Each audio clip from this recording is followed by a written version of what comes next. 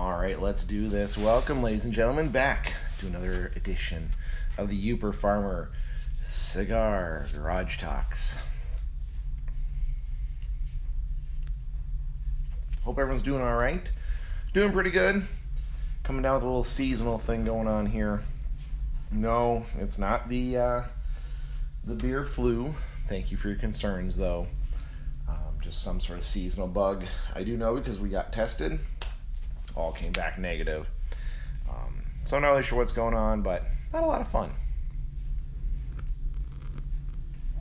And please forgive my little alcohol lamp here. I'm still trying to fine tune it, get it to work a little better. It's kind of finicky, goes out every now and then, and yeah, again, it's homemade, and it's my first attempt. I'll probably end up redoing it here soon. So let's talk about what we're smoking and drinking tonight. A wonderful, always pleasurable Monte Cristo, the classic series. Nice little smaller cigar than I thought. The reason for that, it was in a tube. Like I said, I have bought some of these from my local cigar shop, and I trust their tube cigars more than I trust their bulk cigars. It's a little thinner, a little smaller. Not a problem though, still good. To finish off our EMS scary, spooky stories for October, we're going to end again with an Oktoberfest. The Great Lakes Brewing Company. Don't mind these guys. They make pretty decent beer. I've had quite a few of their others. I've not had their Oktoberfest though, so this should be quite tasty, I hope. A nice red. A lighter red, actually.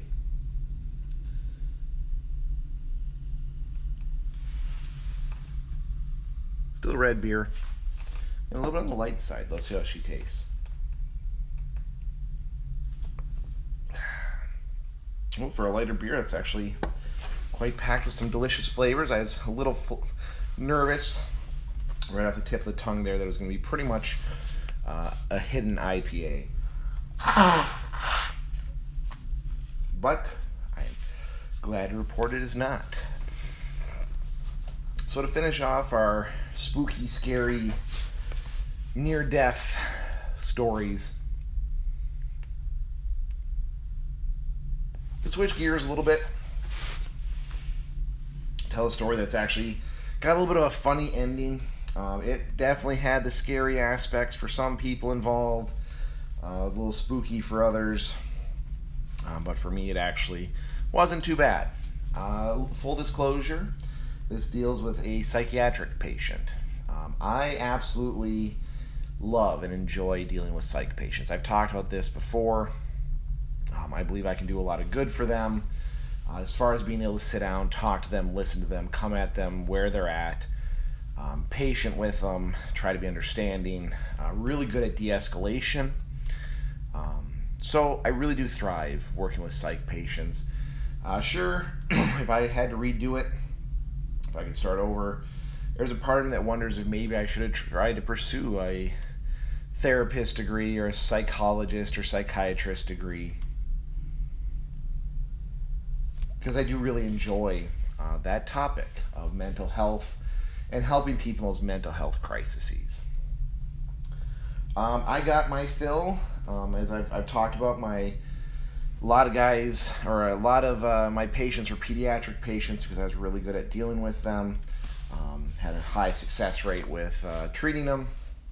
The other one a lot of guys kind of liked me to take was the psych runs, and I loved them. I absolutely love psych runs. Felt like I could help out quite a bit, and as we talked about in the dark humor, they were semi-entertaining. Especially when dealing with the absolutely out there crazies of crazies. They can be entertaining. That's what tonight's story is about.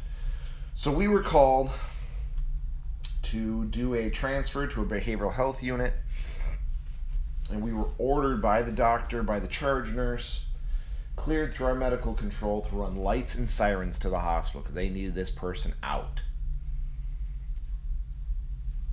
So we go hauling in lights and sirens, get to the hospital, and there's people out in the hallway, nurses and doctors and a phlebotomist, just crying their eyes out. They're getting bandaged, they're being treated. They're just cursing out the patient in that room. How horrible are they? One of them says, "I don't know why the officer doesn't shoot him. Should just shoot him right away and be done with it. Put him out of everyone else's misery." It's like, holy buckets, what is going on here? So I'm asking the doc. I'm trying to discern what's going on, figure out what's going on with this patient. And they said this patient is out and out. There's just something wrong with him. I think he used the word possessed. Holy buckets, what's going on? I said, break it down for me.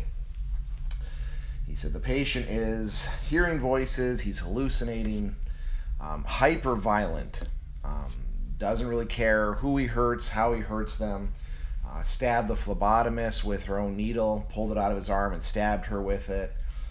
He punched and bit the doctor. I think he bit a nurse. And just out and out, I guess he full on attacks. He broke one restraint straps. So straps we used to tie patients down. He actually broke one of them in one of his attack tirades. And my partner, we'd worked together quite a bit. He knew that I thrive with these psych runs, but he was even like, maybe we should just call PD. Have PD take this patient. I don't know if this is safe for us. I said, I can't disagree with you. And the doctors and nurses like, no. Law enforcement was going to take about 3 hours because they were very busy. They wanted this patient out. They wanted him in the psych ward. They wanted to take him out back and shoot him personally. And I said, okay. I said, well, you know what? Let me make patient contact. So I'll make patient contact, do a quick assessment, do my threat assessment, see what's going on, see what we can do. So walk in, and this guy he's one step away from the Exorcist. I mean, talking in tongues, spinning and thrashing the bed, talking weird. And so I tell him, I said, buddy, what's going on? He says, the voices in my head, they're telling me to kill all the doctors and nurses because they're evil. We don't like doctors and nurses. He's changing his voice to different pitches as if he's talking multiple voices. And all right. So my partner's like, okay, let's call PD. All right, this isn't our job. I said, I have one thing I want to try. Young and dumb me looks at the patient, says, so what do those voices think about paramedics? Kid you not, he stops, hold on a second, looks up at the sky, starts talking to like what looks like 3 or 4 different people. And he's like, oh, okay, all right. Actually, we're cool with paramedics. They're great guys and gals. We don't mind paramedics at all. I said, okay, well, I'm a paramedic. My partner's a paramedic. Do you mind if we take you out of here, away from all these doctors and nurses, and take you someplace you can get a good night's sleep? Well, yeah, that'd be great. That'd be awesome. Thank you very much. Total 180. Changed, very compliant. We still kept the restraints on. I'm not an idiot. How's the saying go? I may be crazy, but I'm not stupid. He slid right over to the cot. Yeah, go ahead. I understand. You got to restrain me. That's fine. I understand. As long as you get me out of here. So we got him strapped down, got him restrained, got him under our cot. I forget. I think it was an hour and a half trip to the psych ward. Patient was calm. He was relaxed. Kind of just talked to himself. I just let him sit there and talk to him. I think he asked me a handful of questions, mostly about where we were, were they going to be serving dinner, stuff like that. He put in an order for what food he wanted. So it was just a riot. I mean, we're going, no problems at all, no trouble. We get to the psych ward. They have the whole gambit of staff there ready to just tackle him. And so we get in, and he looks at me and says, are these doctors and nurses? And you just see his fists start clenching up. I said, no, you're in luck tonight. It's staffed by all paramedics. Oh, okay. So the staff is just confused. They unrestrain him. They put him in the isolation room. That's standard practice for all new intakes. They go in the ISO room where they do some more tests and kind of get a plan of action together. I talk with him. I tell him what happened. He doesn't like doctors and nurses. Do not present yourself as nurse so-and-so. Apparently he loves paramedics. And they're just laughing. They could not believe that I did that, and it also worked. A couple of them who did know me for quite a while, they're like, yeah, that's something you do. That's 100%. Doesn't surprise any of us. You definitely would do that to a patient, just to, again, de-escalate, get the situation rolling.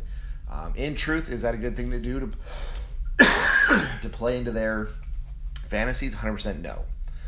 That's what we're trained at. You do not play into a crazy person's fantasy. It can backfire. It can cause a lot of problems. It definitely delays their recovery. They can go back and say, well, so-and-so, he believed me, so it must be true. But every now and then, you can make a calculated risk. Is my personal opinion, not a professional opinion. You can make a calculated risk and play into that fantasy, but it is a risk. That could backfire. He could have just been sedate long enough to attack us. He could have changed his tune. He could have just been wanting to catch us off guard. Calculated risk, but it paid off. Those are the worst risks, of course, because maybe next time it wouldn't have. So anyway, that's kind of a fun, little bit of dark humor story. I was glad I was able to help him. He didn't have to get restrained by police or arrested, and we were able to, de-escalate it. There was some risk involved because I had to play into his fantasy, but in the end it worked out.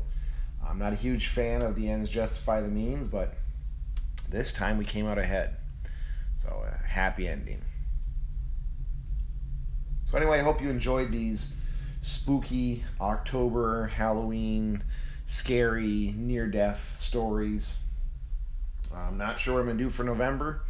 I'll be shifting gears here, maybe theming them again, maybe outdoor stories this time. I've got actually have quite a few hunting stories since we're going to hunting season.